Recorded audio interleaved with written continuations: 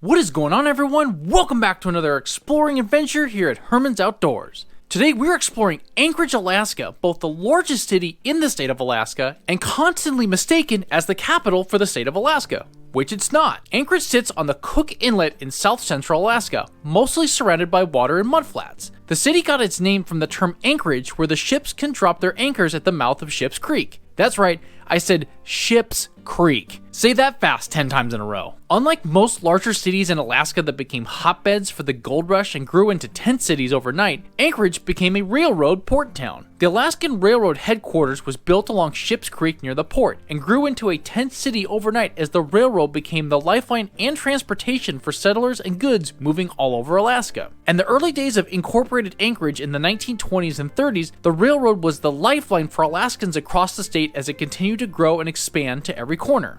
Very few US cities have fishing right in the middle of the city, but when you visit Anchorage, head down to Ship's Creek and check out some of the best fishing from the middle of a major city. Ship's Creek runs right through downtown Anchorage, and you can fish for coho and chinook from the bank or in the creek. Anglers can park downtown and hit the water for some bobber and eggs or casting spinners to catch a chinook or a coho. Every time I'm in Anchorage, I love to view the fishing from the bridge by the bait shack and seeing anglers hook into some aggressive salmon. And if you didn't bring your fishing gear to Alaska, that's okay. The bait shack right on Ship's Creek rents waders, rods, and you can buy bait for an awesome fishing experience. You could also eat dinner at the Bridge Seafood Restaurant right over the creek and watch anglers fight salmon into the last light of the day. And pro tip for fishing the creek, get there early before the incoming tide as it gets very busy. But there's plenty of space on the bank for anglers, so find a spot and get fishing. And yes, if you catch one of those tagged salmon during one of the salmon summer derbies, it can net you $10,000. Winning!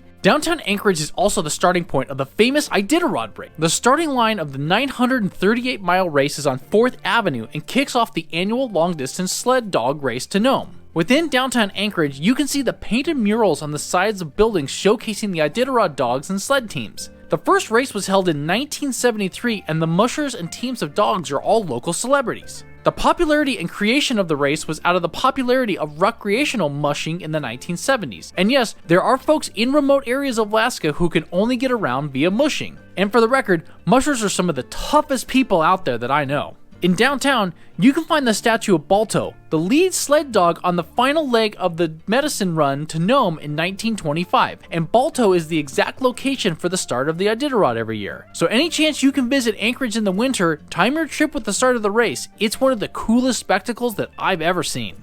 The growth of the city of Anchorage came in the 1940s with the growth of air transportation and both the Elmendorf Air Force Base and the Richardson Army bases, which are now combined into a joint base. The military bases became an important backbone of the Anchorage economy until the oil boom in the late 1960s and remains an important shipping port for oil and other goods traveling from the United States to China, Japan, and Asia Pacific countries. 95% of the cargo that's actually delivered into the port of Anchorage are goods destined for the state of Alaska, making Anchorage critical to the economy and the growth of the state. The surrounding areas of Anchorage remains open public forest land and provides many opportunities for big game hunters, both residents and non-residents. Within Anchorage and the outlying areas, including the Chugach Mountains, you have opportunities for moose and Dall sheep, which are fun to glass from the rocky points driving along Highway 1, bears, caribou, mountain goats, deer, elk, and more. For myself, I haven't done any big game hunting in Alaska yet, but I have my sights on a bow moose hunt around Anchorage as my first opportunity. For recreational and other outdoor activities within Anchorage, visitors can find the Tony Knowles Coastal Trail, which is great for running and biking, as well as cross-country skiing in the winter. And yes, people do cross-country ski in downtown Anchorage to get around or just to get out and explore. I think it's one of the coolest things to ski in a downtown area and see the city from a different angle. Jewel Lake Park is another recreational area visitors should check out when in Anchorage. It's a 40-acre park with dock fishing, a swimming beach, playgrounds, a day picnic area, and more. The lake is also close to the airport, where you can see the planes coming in over the mudflats into the airport. The Anchorage airport is actually the 4th busiest cargo airport in the world, behind Memphis, Hong Kong, and Shanghai. The Anchorage airport also moves millions of pounds of salmon and fish to the lower 48 as anglers head home from epic fishing trips every year, including from Ship's Creek. Now say that 10 times in a row without getting censored or demonetized. Ship's Creek, Ship's Creek, Ship's Creek, Ship's Creek, Ship's Creek, Ship's Creek, Ship's Creek, Ship's Creek, Ship's Creek, Ship's Creek. And that's my video on exploring Anchorage. If you enjoyed the video, hit that like button, comment below on what you plan to do in Anchorage if you plan to visit, and hit that subscribe button if you like fishing, crabbing, exploring cities, and other outdoor content. And thanks for watching, everybody, and as always, the outdoors is a gift, share it with others.